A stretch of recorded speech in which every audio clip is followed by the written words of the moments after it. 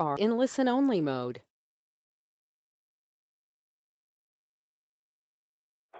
Good afternoon.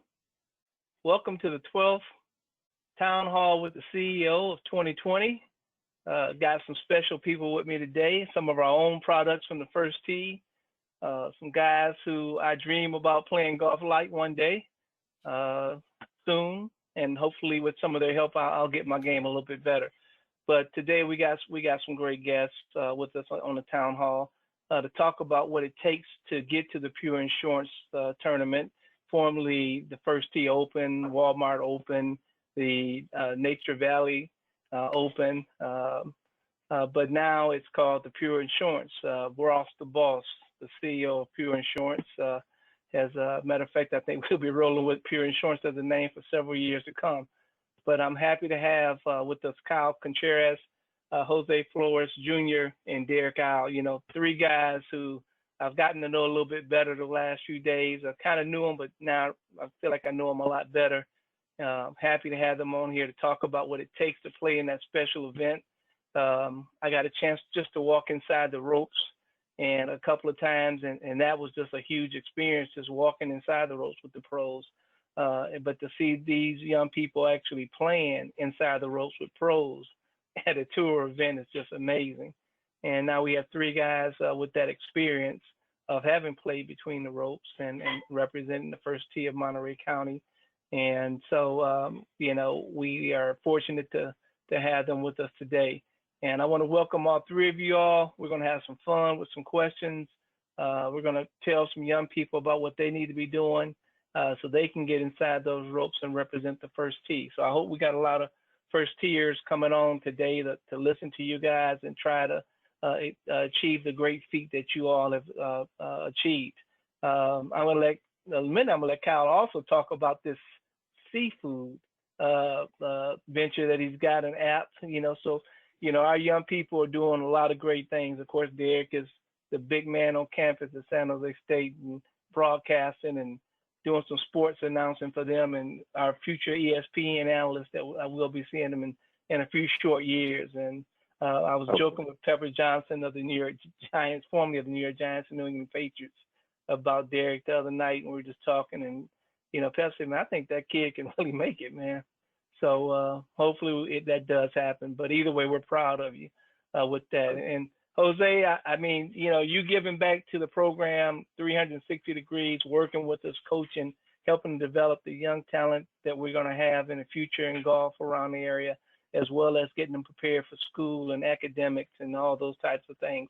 Now, that's a real commitment. So we're going to jump right into it. We're going to have the voice kick out the first question. Jacob, you got the first question. Let's get it started. Our first question: what did you do to prepare for the tournament physically and mentally with your game? Kyle, you want to take that first? Yeah, of course. Physically, just like every other person, I went to practice every single day. I had coaching lessons with Nick actually at the time, and mentally, I was able to talk to prior players before and just pick their brains about what they did. Not even about golf, just the event and how much it took to be at that level. So that's how I prepared. Jose, you want to grab that? Yeah. So I would come before I would work here at the first tee and practice afterwards, and then before I would go to school, and then after school I would come here, and also I would have Nick as my swing coach, and I would have another swing coach in Eagle Ridge. I would go practice Eagle Ridge with our former first tee coach Brian with him, and then him and Nick would talk and then be like, oh, okay, Jose would need to work on this before the tournament. And actually, before the tournament, we had a practice round, and Nick actually was my caddy for that practice round. So every shot, Nick would tell me, oh, you know what, do this during the round, the first round, or do this, or write this down so you don't forget in the next round. The next time you play it, this hole or this type of shot. Derek, what was your prep? Well, Bill, it's an honor to be back on here for the second time. I appreciate it. Alongside my Quit bragging. junior Just golf. quit bragging. There you go again. I'll get to the Man with his answer. name all the man. No, we're gonna get him Yeah. started. The man with his name all over his room, Yeah. larger than his room. Yeah, exactly. I had to Stuff self larger know. than his room. You ESPN bound for sure with that eagle. Thank you. Go ahead, tell us how you prep. Yeah, it's a lot of practice, golf-wise, but I think you have to get comfortable with writing, especially with the application process. I know a lot of our younger participants, I know Jose and Kyle, we both experienced this as former coaches. A lot of the kids don't like writing, and that's like really the main part of, the application process. So, I treated it like it was a college application, and it does, it really helps you out in terms of getting to the next steps in education. So I kind of prepared in that way in terms of the application. But golfing wise, I think you just have to practice a lot on your short game because it's really important, especially at Pebble Beach and at Poppy Hills. Those are two difficult golf courses, and it's no easy feat. But the main thing is just to have fun and enjoy the experience because it's a once in a lifetime experience. And considering that Kyle, myself, and Jose, we grew up in Salinas, where it's not really it's an underdog city, basically, as I like to say, and not a lot of kids are supposed to make it where all three of us came from. So it means a lot to have seen both their successes before me, and then obviously playing in 2015 to follow my sister's footsteps. She played in 2011. It just made my parents and my family, my friends proud, and hopefully we represent Salinas well in our chapter well. We don't want to bring up your sister because then we got to let everybody know how much better golfer than you are. Yeah, is. exactly. So, I know. we don't want to bring her up too much. But that's one of the things that I really appreciate about the first tee, the pure insurance, and how the first tee works together to get the young people. Not only do you have to be an exceptional golfer, they also want you to be academically in tune to what you should be doing and how you should be carrying yourself with the character of a person that you are. So they also ask those questions too. So tell us a little bit about the application process, some of the requirements that are required, such as, you have to be a certain handicap to even participate, first of all. And I'll let you all, who want to tackle that? Kyle, you want to grab that and talk about that a little bit? Yeah, originally, when I was younger, it was harder for me to write. Derek's completely right about that. It was harder for me to write and put my words in writing form. I knew I had the talent and handicap to participate, but just the application part of it and writing how the first tee has changed you, how it's the betterment of the first tee has done overall was probably the most challenging part for me. So it wasn't necessarily the golf and getting to the birdie certified. It's really the writing, how you got here and how it has changed you as a person.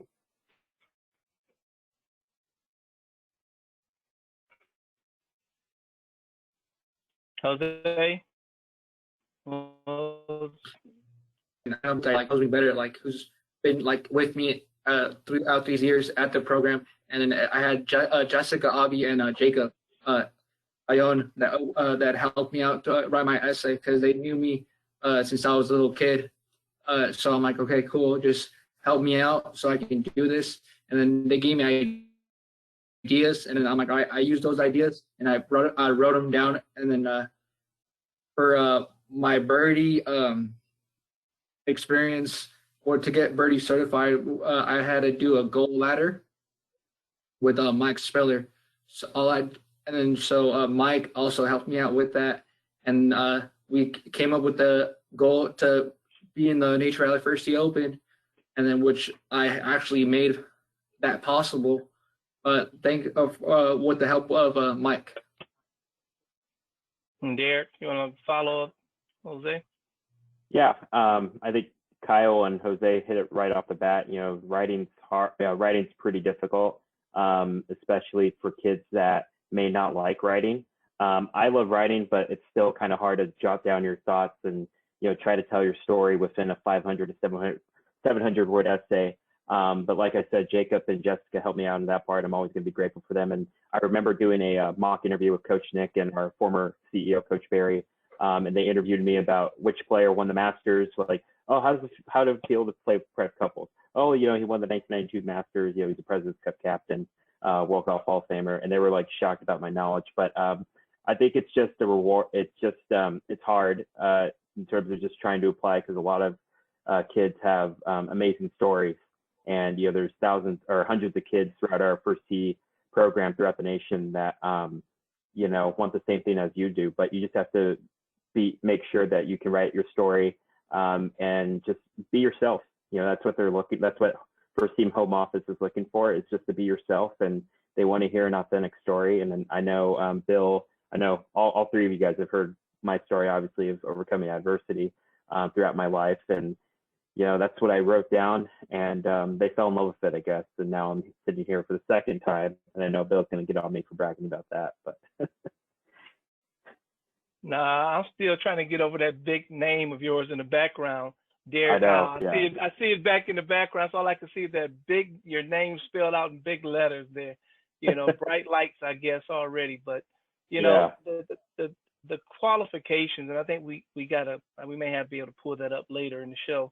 But the qualifications that people have to adhere to be even considered, are pretty extensive. And so to have to write an essay about your life and in so many words capture the gravity of coming up with adversities and struggles and overcoming those and preparing yourself.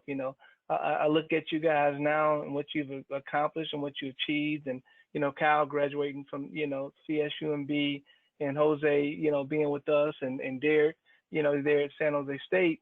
It's just not easy when you look back at what you all have done outside of golf and what you're doing now to impact people's lives, because every day, we have an opportunity to change a life, and the days that we don't work at is the days that we lose a life.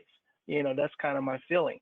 So, when I see what you guys are doing, because of the program, because of what the First Tee did in your life, how it impacted you, that you all are now giving back to us again, a second time, because you gave to us, you all may not have known it, but you all were giving to the staff as much as the staff was giving to you. Because we learn from our participants, we learn from the young people that we serve. You make us better people, too. So we're growing and learning through you all as you all are growing and learning through us. But, the biggest thing that I'm most proud of is, every person that I know, every young person that I've met who've hit the age of, early adulthood and adulthood, the way they carry themselves is unbelievable. Particularly out of the First Tee of Monterey County, I can say that for sure. Every young person I've met or young adult that I've met really carries themselves with the disposition that we would want for all of our children growing up. As a parent of young adults, that's what I, aspire for my kids to grow up and be like. And then I see you all in my kids because they grew up, leaving me proud and making me a proud parent on how they carry themselves in public and how people see them and respond to them. And when I see a first tier like Sydney Burleson, I see her and I just glow, because of her coming through the program, and then to see other people like you all who are young adults, the glow that you all bring to me is I've already adopted you all. I know I've only been here for a couple of years, but I've adopted all you all as my family. So when I see you all doing things, it makes me proud and it makes me stick my chest out and be happy. So, Jacob, before I start getting too sentimental, give me another question. Can you share with us, how did you find out you had been selected, and how did you feel when you found out? I'll just start. Kyle, quit trying to hog the show. There, you start. All right. So, so I remember I was playing in a junior golf tournament, JGNC, Junior Golf of Northern California, at the club at Crazy Horse, which is in Salinas, on the outskirts of Salinas. And I got a phone call, I think, from Steve Johns. Mind you, this is the day before they're supposed to announce they usually announce the selections on Golf Channel. And he called me. I'm like, okay, that's random. So because I was checking my phone for time and stuff, and after my round was done, I immediately called him back, and I said, hey, Mr. John, how's it going? This is Derek out. He's like, hey, Derek, I just want to let you know the good news that you got in to play the first T Open. But just don't tell anybody. Don't tell your family. Like, don't tell anybody else. I'm like, oh, okay, thank you, I appreciate it. Thank you for the opportunity. And of course, when you it's like going to the movies, I guess, when you don't want to see the movie, just Wikipedia different spoilers. So I told my friend who was right next to me for the phone call, and he was excited. And then I think my parents were more excited because they would have thought that I would not be able to play this. They were just like, I think, pretty proud of their son and my sister and my family as well, and my friends, because of all the adversity I've had to overcome in my life, and still trying to just pave the way for kids with autism and kids who are battling mental health, and our participants at our chapter that don't have the financial background to necessarily get this type of opportunity. And it meant the world to me to just get that call. And I still kept the voicemail on my old phone, and I still listened back to it. I'm like, wow, this was like 5 years ago. So it was just an amazing a day I'll never forget for the rest of my life. I want that voicemail. I want to hear Steve John. I think he's paying people for his name to come up. I think out of the 12 town halls, I think Steve John's name has been mentioned at least once in every town hall. So I think he's paying people. Jose. So I was actually in the teen center, I think summer camp. Nick and Barry just tell me to go use one of the computers and then log into my email to see if I got any updates from the home office, which I do. There's actually a video on YouTube, like with my reaction. But during that reaction, I was kind of excited. I was like, wow, like my dream came true. Like, because nobody like in my family would ever imagine like me being on TV like with other professional golfers. So I was just like, yeah, excited. And then, like I said, the reaction is on the video. So if you guys just want to see it. We actually have a copy of that video, and we're going to go ahead and air that for you. Sounds good. Uh-oh. I'm excited about this. I want to see this myself. Yeah. They surprise me every day with coming up with something new for this town hall. So Jacob, do we have it? You said we have it for the show? Yep. It's coming right up.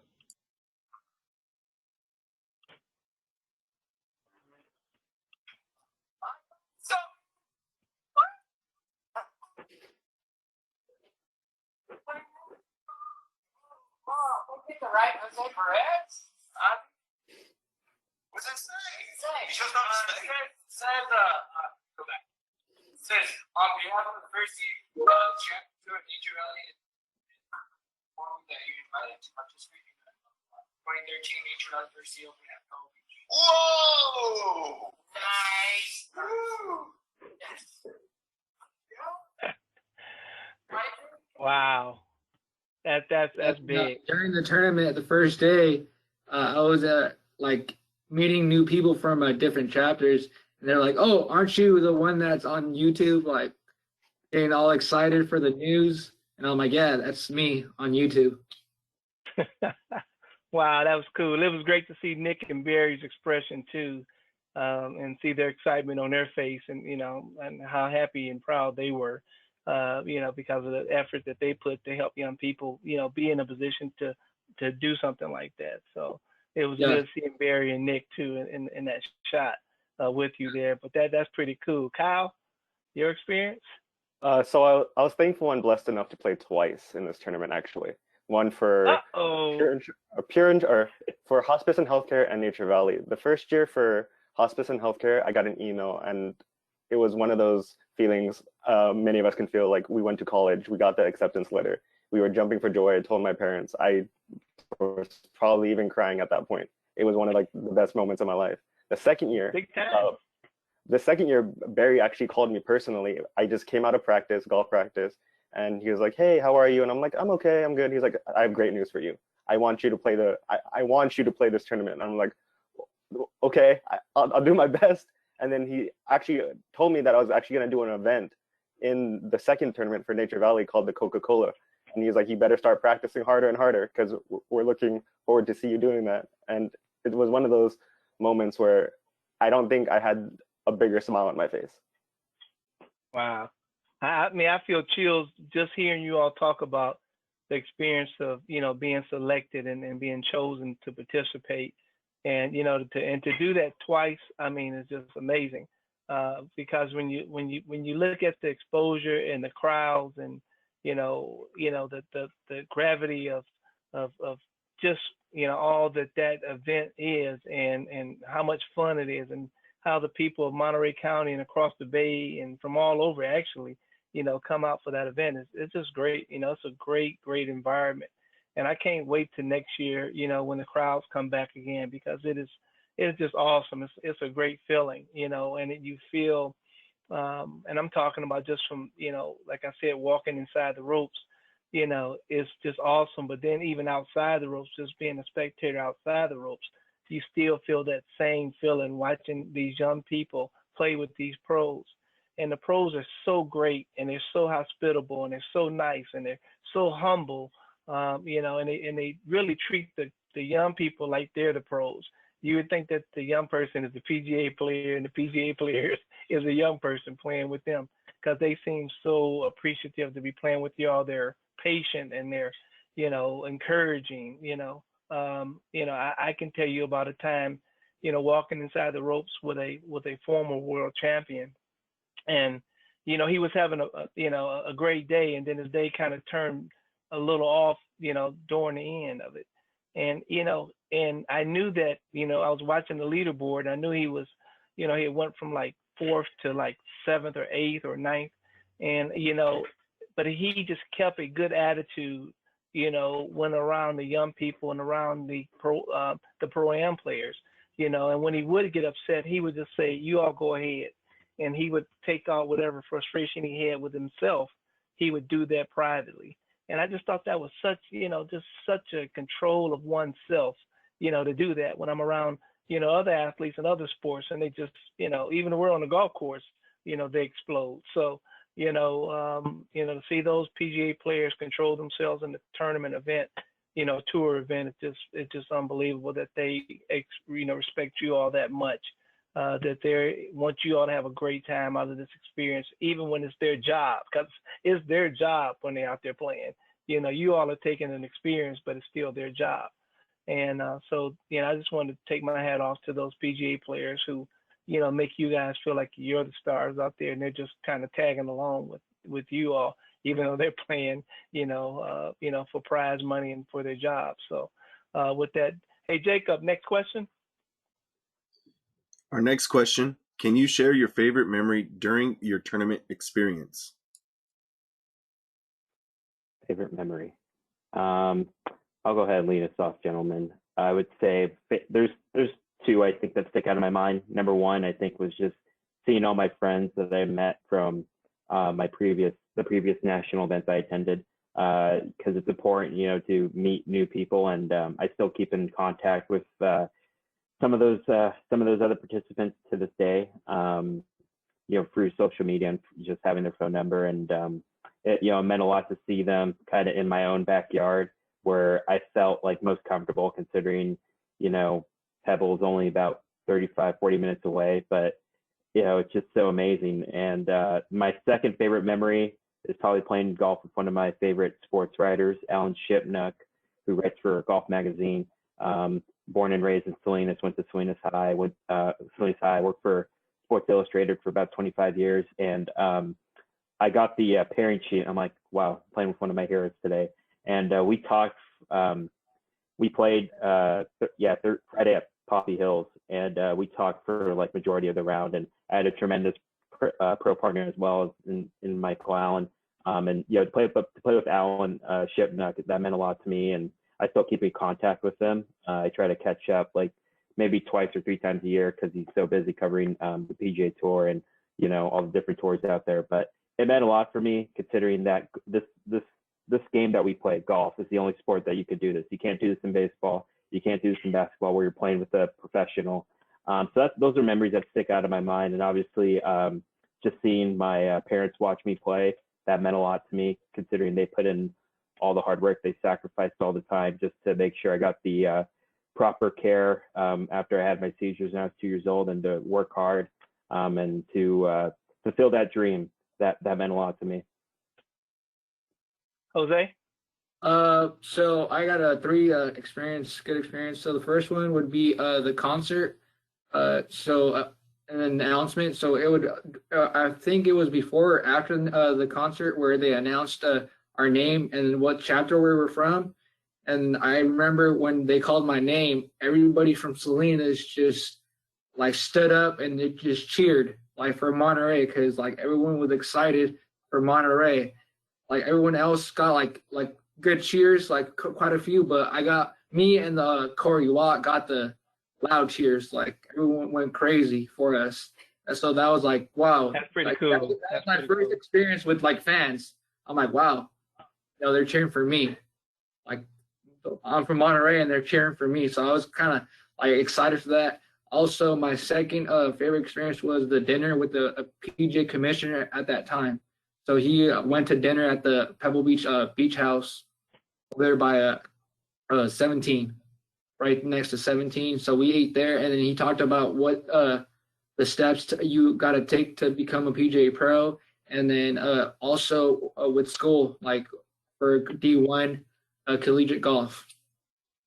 And then the third one would be, I would say, Bobby Clampett. Yeah, playing with him because he was from Salina.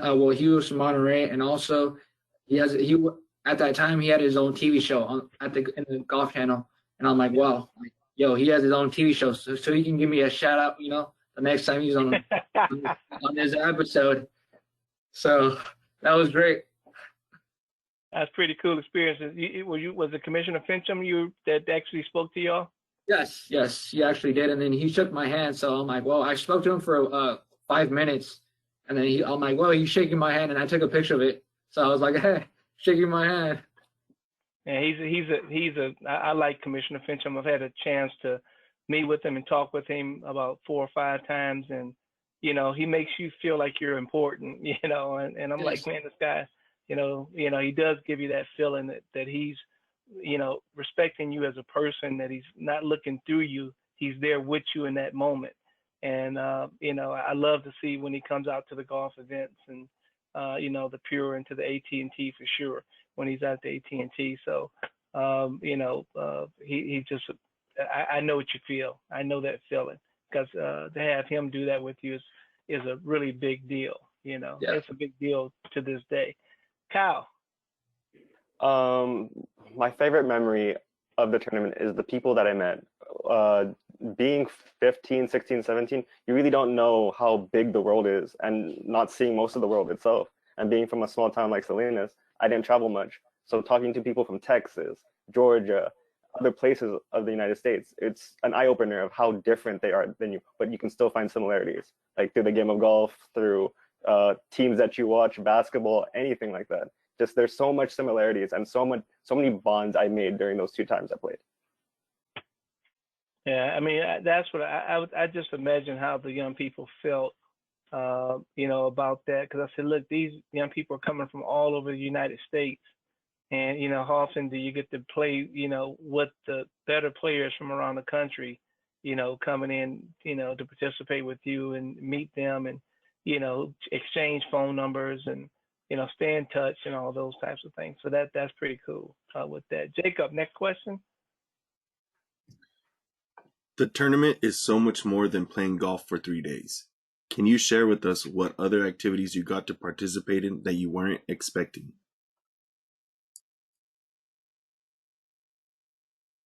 I'll take this one. I wasn't expecting the bonfire before the tournament. There was a bonfire by Monterey Wharf, and then we interacted with different chapters. And I wasn't expecting that because I thought we were just going straight to the practice round and then start the tournament. And then that's about it.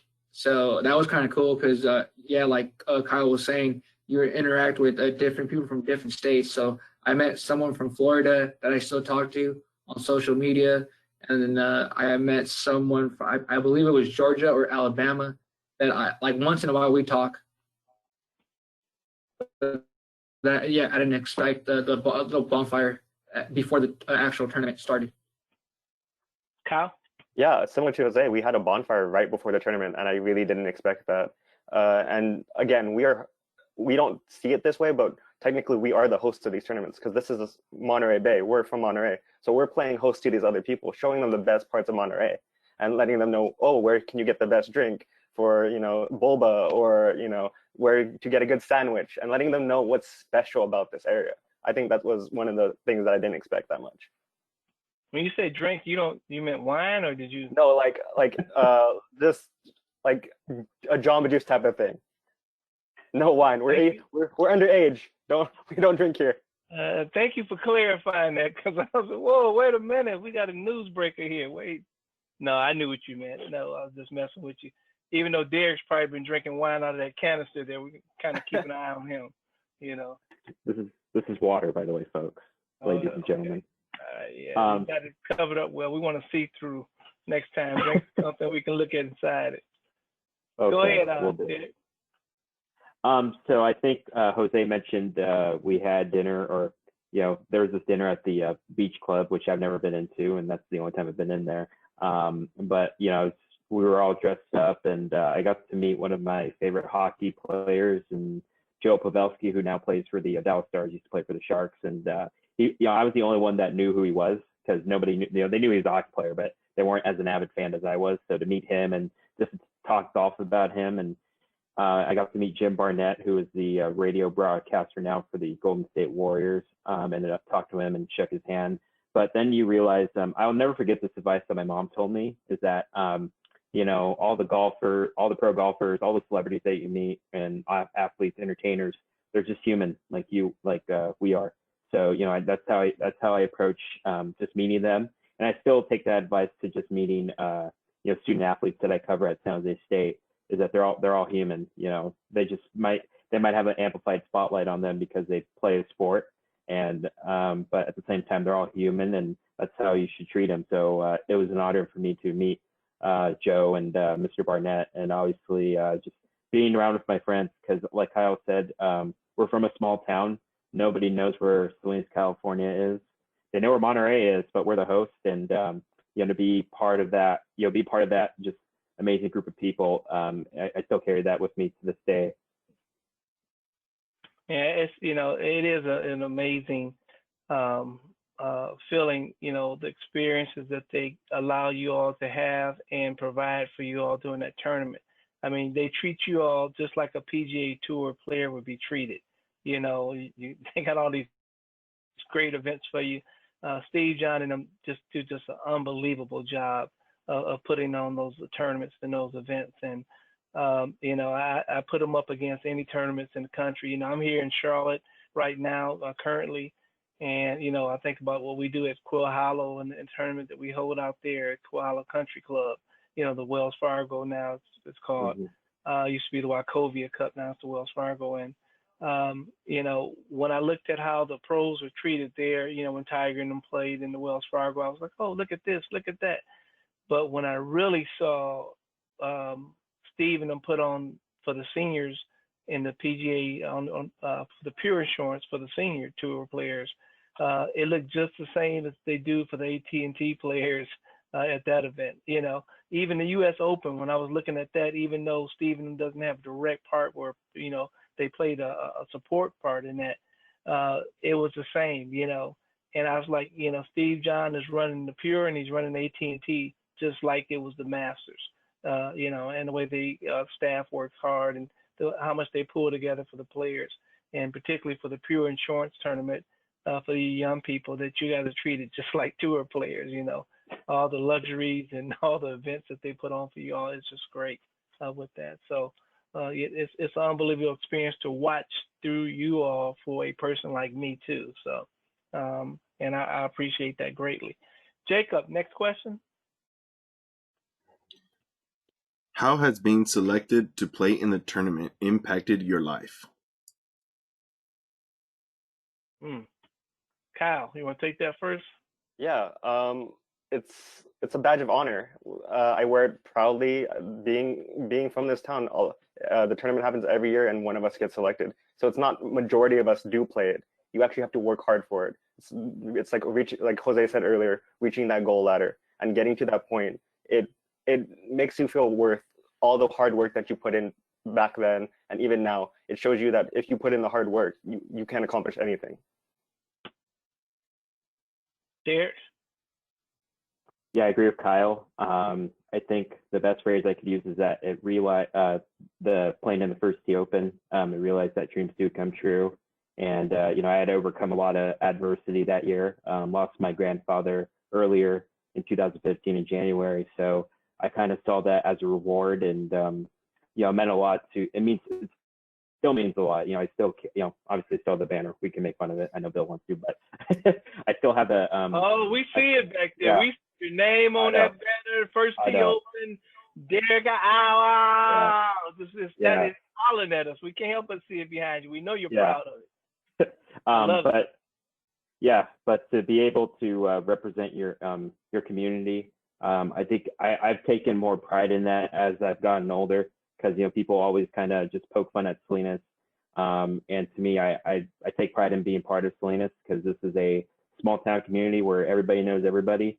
And our chapter is like right in the heartbeat of Salinas, right in East Salinas. But to me, that meant a lot. And considering that, you know, our town's basically mainly agriculture workers. You know, my grandparents worked in the ag fields. You know, so that, you know, it just meant I was representing them. And that's what it meant for me. It's just to represent my family, my friends like Kyle and Jose, and our chapter. Because, you know, those kids, they don't have, some of those kids don't have a lot of positive role models in their life. And especially now that I'm in college and, you know, obviously going into a public field such as sports journalism, I take pride in being a role model for those kids, because, you know, it means a lot that they see somebody from Salinas that can achieve so much success in their respective fields. So that's what playing in the first tee open has meant to my life. Well, you know, being proud of being from Salinas, the one thing I know is everybody from Salinas, like, I'm from Detroit, of course. You see, you know, I got my Detroit stuff always showing because I'm proud to be from Detroit. And, you know, when I was at a tournament, and I was having breakfast with Coach Ron Revere, who is now, you know, former Carolina Panther coach, is now, of course, coaching the Washington Redskins. You know, he is so proud to be from Salinas. I mean, he shouts it out. That's the first thing that he'll tell you.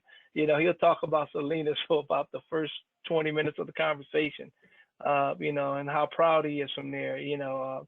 And, you know, when I look at, you know, him and his wife, you know, buying a home there, they're going to, you know, in an area, you know, they're going to stay in the Salinas area, you know, that, you know, he can live anywhere he wants to, but no, he wants to come right back to that general area, you know, and live, you know. So people are proud to be from there. They're proud of the people from there. They're proud of the work ethic from there. My son was out there visiting, and the first thing he said, "Wow, you know, folks out here work hard in certain areas." And I was like, "Yeah, they do, you know." And it shows you the work ethic that you need to have.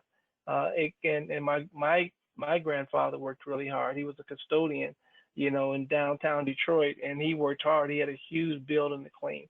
And the work ethic that I took from him, I carried into athletics, you know, and I think that helped me to be a better player. It helped me to be a better manager now because I'm not scared of hard work, you know, because I've seen what real hard work really is, you know, what we do and the struggles we have, and the work that we put in is work, but really hard work is when you see people actually in the ag business, you know, out in the fields doing things. That's hard work, you know. And so when I look at people like that, I look at them with such great respect. And, you know, I admire them. You know, I love a lot. I got a lot of athletes as friends, but man, I admire every time I go by and see people working like that. I admire them. So those are the people that I look to, and it's amazing that I would admire, you know. And I don't admire many celebrities at all. I mean, I like them. I appreciate their craft. I appreciate what they do. But you know, it's very few people that I admire. And and when I see that type of work, I admire those people because they're doing it to feed their family, to put food on the table, and they're not scared to work hard. So it to me, it's a badge of honor to say that you come from a family that's that and who allowed you to do and not work as hard as they had to work. You know, like my grandfather allowed me not to have to be, you know, and doing custodial work. Nothing's wrong with that, you know, but he allowed me to have an easier life and a more of a life in a different profession. So, you know, that's what that means. And when I hear stories like that, it just helps me understand what we're fighting for, what my board members are fighting for. You know, they're fighting for people to have a better chance at life. You know, that's what Bruce Taylor is fighting for. That's why Bruce is a big supporter of ours. You know, he's fighting to give people an opportunity, to give people a chance um, to do better and to have more, so that their kids can go to college and that their kids can, you know, do things and come back and be part of the innovation of the egg business and be able to help it. You know, because we won't always have workers like that, unfortunately for some. You know, but you know that's part of the development of our society. So when I see people, you know, stories like yours, I don't mean to get on a tangent here, but I get excited about that particular area.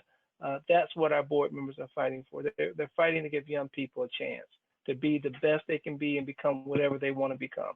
So, Jose, sorry to take up a lot of that time, but I'm Yeah, passionate no about that worries. area. Yeah. Derek struck a nerve. Yeah, Hard I do work. that. Well, yeah, just yeah, be a role model to these participants that I coach out here outside, because so I can tell them, yo, like I'm a Hispanic, and I live in the East Side, and I let them know if I can do it, you can do it. You have a support system here. You have Jacob, Jessica, Gabby, Nick, Sergio, Adrian, Cynthia. You have all these coaches, Sebastian, I don't want to name all of them because I don't know if we have time, but we have more coaches that can support you here at the First Team Morning You County. and the guy, about 15 more, you about nailed everybody. You on a roll there. But we get your point, though. Yeah, but yeah, exactly. So that's what I wanted. That's what. Well, after the tournament, that's what I wanted to do. I just wanted to give back and then let them know, yo, if I can, like I said, if I can do it, you guys can do it, and I can help you out in any way possible to make that goal come true.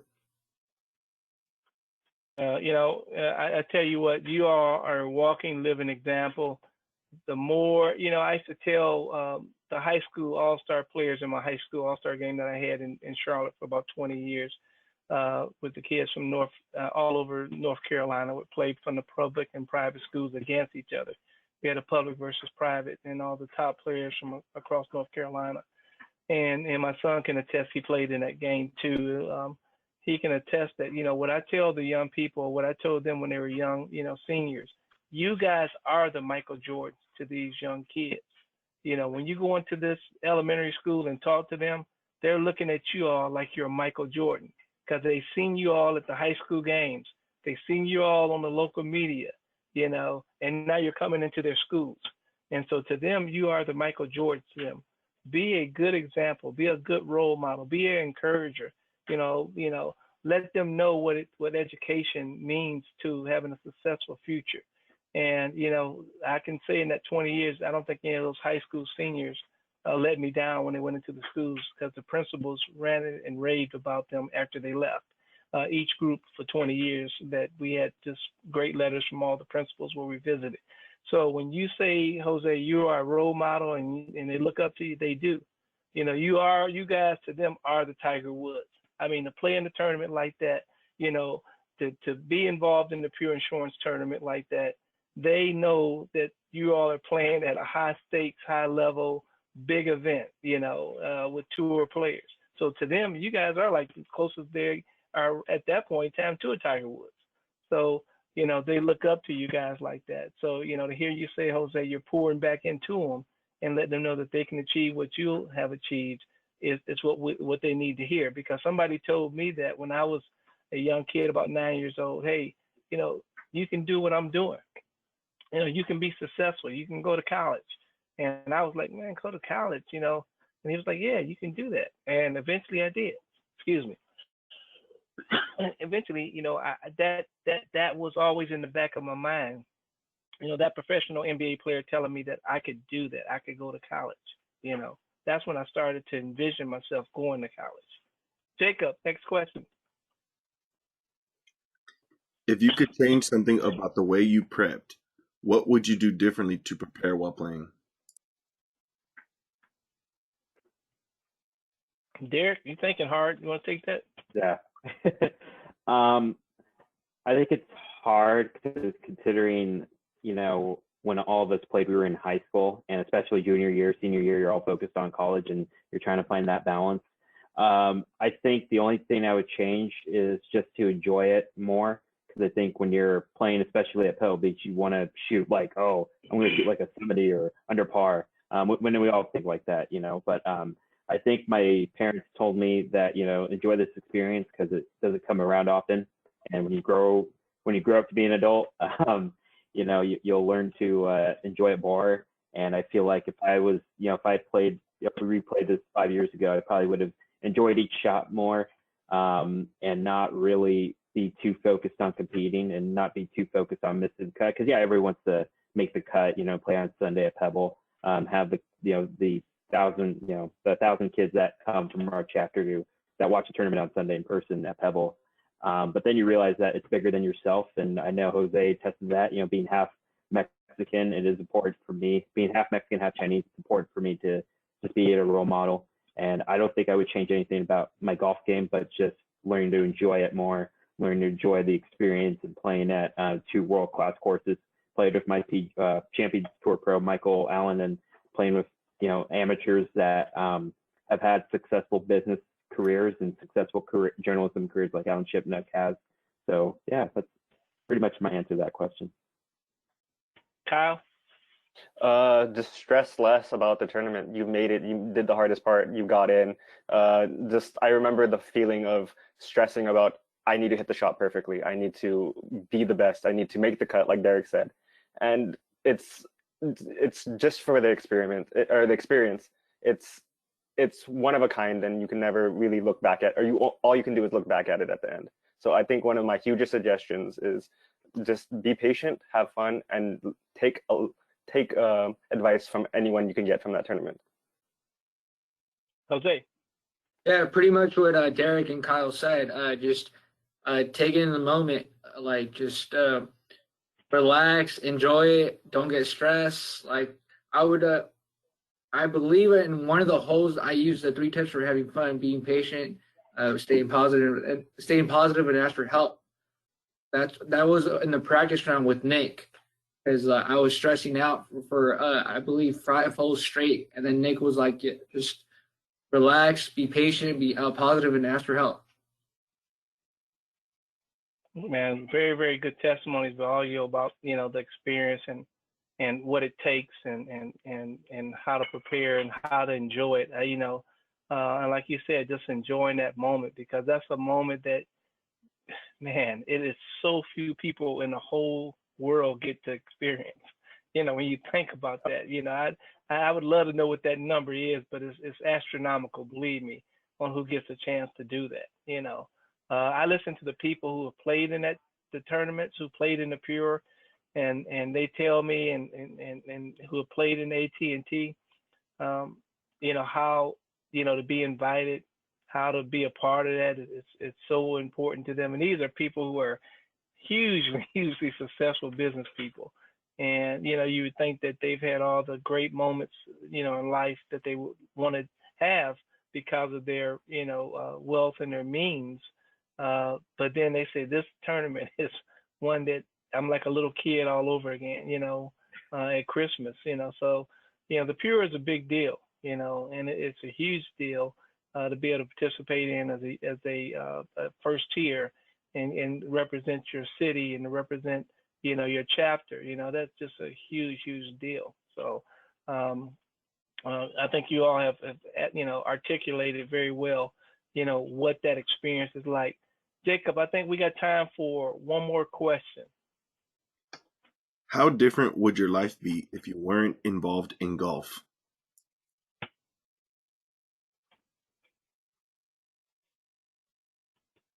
Take it, Derek.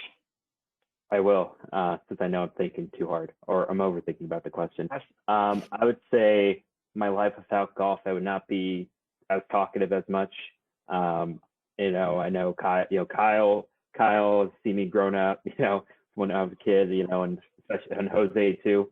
And I know some of our coaches that are watching this have seen me grow up. You know, I did not talk as much as I do now, and I did not have the confidence that as I do now. But I think without So golf, they made you a monster. So the first tee has made you a monster. Big old Derek Eye yeah. on the back Well, of you. Your picture in the Yeah. back now. Yeah. You always want to talk. You Yeah. take over the show. Now, I know. because when Pep and I and you were talking, you just took over the show. So I was like, okay. Yeah. So now you've gone from being a very introverted person to an overly extroverted person. Yeah. That's really what we created, an overly extroverted person now. But Yeah. in sports journalism, you're going to need that. I know. And my parents try to get me to shut up once in a while, and it doesn't work sometimes. But I know my mom and dad are going to watch this, so they love me. But I would just say to finish my point, Bill, is that, you know, without golf, without the first tee of Monterey County and the first tee program in general, I would not have as much success, because I believe it's teamwork, you know, from coaches like Jessica and Jacob, and so many coaches that have come and gone that have helped me in my development to go to college, because I never thought I would go to college, because I always thought, you know, broadcasting for me would be a pipe dream. Like, oh, you know, it might not happen, you know, it's like 10%. And then when I made my first broadcast, I thought of just the chapter. I thought of my friends like Kyle and Jose, and thought of just people that have helped me, Coach Barry, Coach Nick, and now Bill.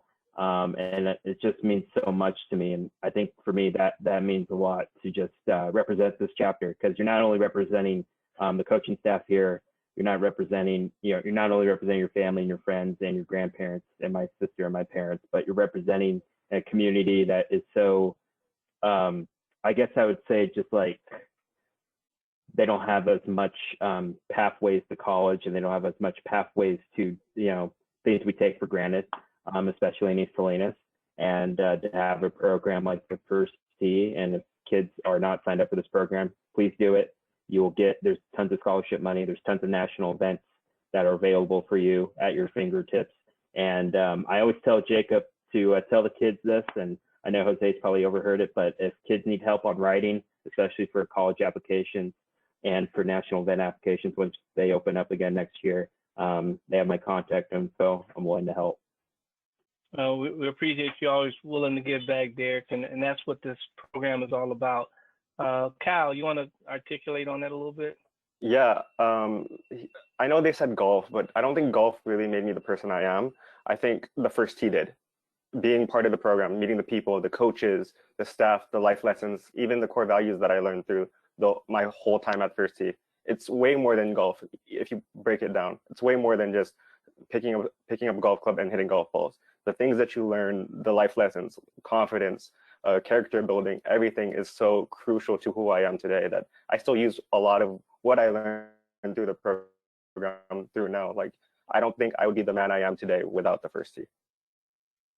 Yeah, I mean, I echo that, you know, just watching, you know, I tell people golf is probably about 35% of what goes on with the First Tee. You know, the academic side of it, the educational, we just got the educational award for educational excellence award from the school system and, you know, district, excuse me. And so we feel really great about that, you know, and really proud, you know, with Janine Gus, you know, giving us that award, and the school district, excuse me, recognizing us for that. You know, shows that we're much more than golf. And matter of fact, there's been parents who said, hey, you guys don't do enough golf, you know. And I was like, you know, yeah, but you know, we have outside training. Nick and Sergio are starting the advanced program for golfers, where we're going to be doing some, you know, I think it's the tour golf. I don't know the exact name of it off the top of my head, but it's a new program that they'll be putting together, working with some of the, you know, golfers that are definitely headed on that college track to go play. And so we'll have that as a separate program. Where we'll do a little more focus on golf, But the general first tee program is about academics. It's about developing the total person 360 degrees all the way around, so that they can be productive citizens. That's what it's really actually about. The golf is a shiny apple, but producing future productive citizens is really what we're doing, because we know that everybody is going to play golf professionally or in college, but everybody has a chance to use those social development skills in business and life and raising their families. And then golf is another additive that they pick up, that you're going to get, tons of time with important people by playing golf. I said not a lot of CEOs are out there shooting hoops. I mean, they're just not. They can't afford to get hurt or injured, but you see them on the golf courses, and they'll give you 4 hours of their time, which is even more important.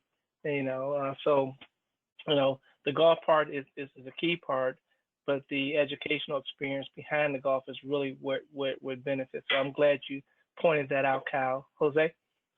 Yeah, pretty much what Derek and Kyle said. I would use I would say interpersonal communication on and off the golf course, such as at school, or I would use a code of conduct on and off the golf course, like respect yourself, respect others, and respect your surroundings. Because without the code of conduct or interpersonal communication or goal setting, I wouldn't be here a better person than I was before the first.